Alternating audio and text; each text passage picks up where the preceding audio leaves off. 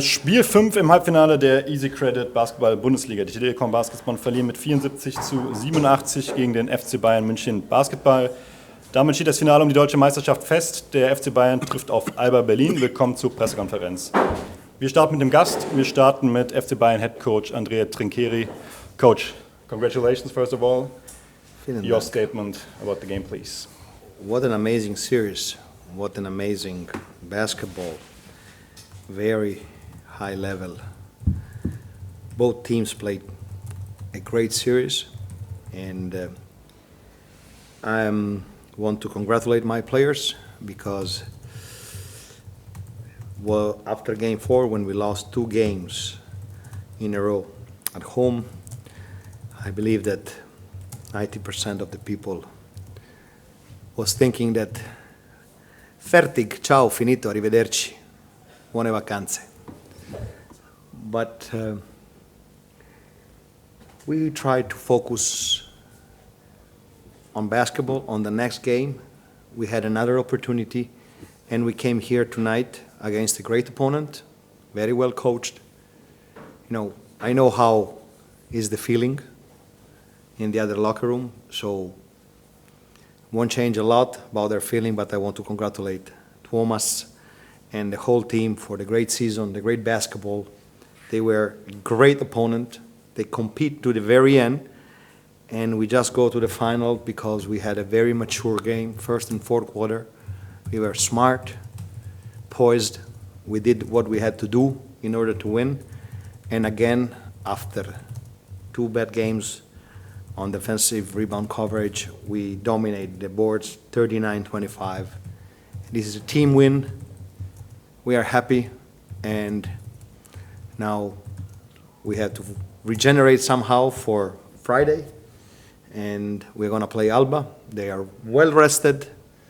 They are big favorite. They are 157 games in a row that they are winning, so we are going to go there with what we have. We are going to put together a squad that wants to suffer and sacrifice for FC Bayern. Thank you very much. Gibt es Fragen? Uli Hartmann, Süddeutsche Zeitung, Herr Trinchieri. It was the 80th game of the season for your team, and where would you rank this victory in the whole season? I cannot rank because when you play 80 games, and I'm getting old, so I tend to forget things. Okay, I have some pictures of great games, but it's for sure one great game, and I would say it's the greatest because it's the last one. Yeah. And it's a game that gave us the chance to play another final that I believe we deserved because we had a very, very, very difficult season with, if you think that our backcourt is in, the original backcourt is in Munich having therapy and not playing. So thanks to the desire of my players to find solutions and not to complain, we found new chemistry. We put together the best game we could, and it's another final. This is for sure a great game in our season. Coach, talking about 80 games, 5 of those coming from that very semifinals series versus Bonn. What would you say did you learn about your team that you did not know about your team entering this very series? I know it's a deep. We made sometimes players tend to forget what the court says. Bonn finished second and had a great season, okay? And they were ahead of us in the ranking. So after the first 2 games here, where we were very consistent, we went home with 2 wins. And then we made this huge sin that we thought that we have them in the bag. It was not true. It was not true. And the game 3 was our fault. We basically didn't do all the things we did in order to control the 2 games in Bonn. And this gave Bonn great confidence, and they put together an amazing game 4. They were better than us at home, in Munich and forced us to come here with all the confidence for Bonn, 6,000 people, great atmosphere. And now you can decide. There are two ways. Or you melt down, or you go on the court and put together the best possible game. This is what we did. So we did bad, but then we find the solution. That's the great thing that I learned from my team. Yeah, and my last question is, what do you expect now from the finals? Do you see a favorite team? And is it an advantage for Alba that they haven't played in 1 week, or is it maybe even a disadvantage? I don't know. Yeah. This because it can be both ways. They are, as I told you, they won 157 games in a row. They are playing amazing basketball.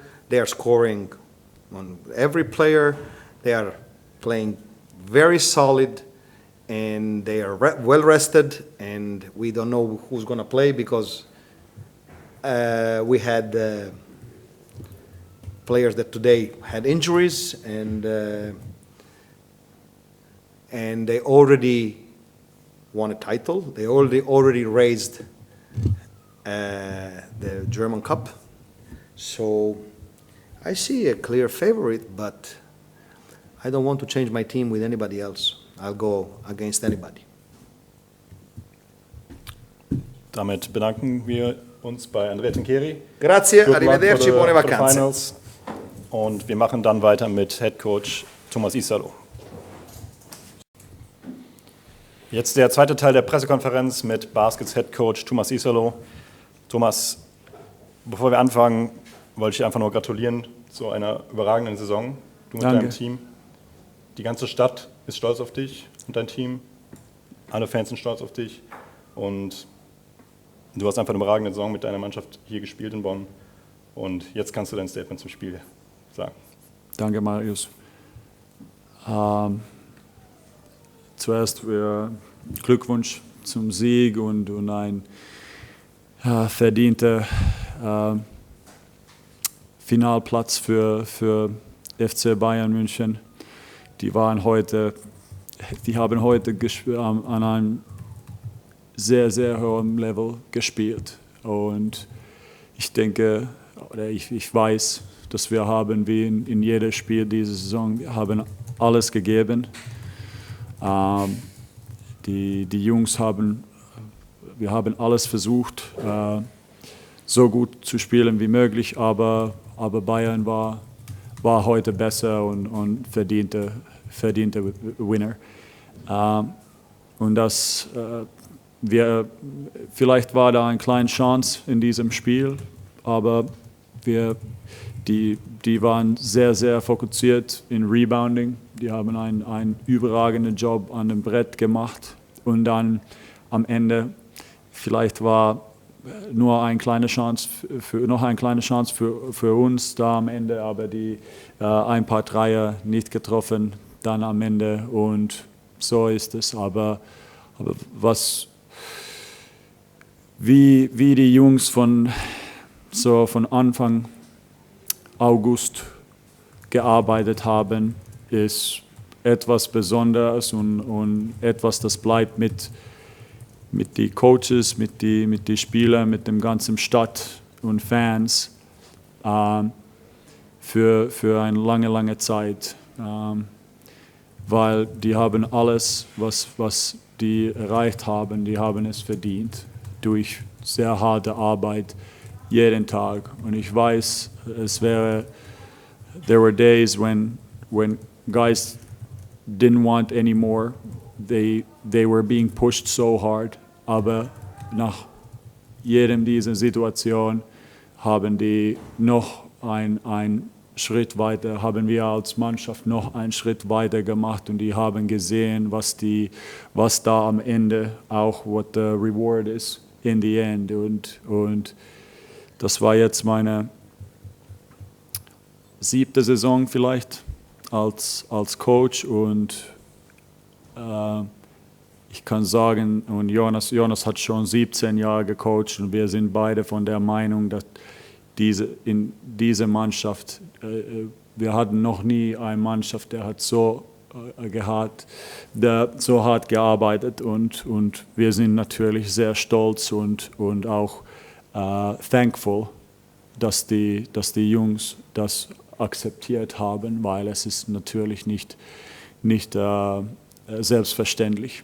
Und nochmal Hut ab für die Jungs. Und dann die andere Sache ist ich bin hier gekommen im Juni und ich habe gehört, dass Bonn ist eine Basketballstadt und mit viel Historie und alles. Und in die letzten 2 Jahren durch die Corona-Zeiten gekommen, war sehr schwierig, natürlich für alle Teilnehmer. Und ich kann sagen, dass letzte Saison, nicht diese, war mentalerweise und physisch die schwierigste Saison für mich persönlich aller Zeit. Und wieder dieser Basketball und diese Stimmung und diese Bedeutung für die Leute, was hier gibt, das war ein großer Grund, warum ich wollte hier coachen und wir hatten es total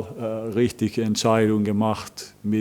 Es ist für mich persönlich ist es sehr wichtig, dass ich arbeite mit Leuten, die Basketball ist auch sehr wichtig für die Leute und auch, dass wir haben diese unglaubliche Fansupport. Und wie gesagt, die ganze Stadt steht hinter uns und wir haben von Anfang an haben wir gesagt, wir schaffen es nur zusammen und dass wir wollten eine sehr starke Verbindung mit den Fans und mit der Stadt aufbauen und dass jeder Spieler, Trainer, die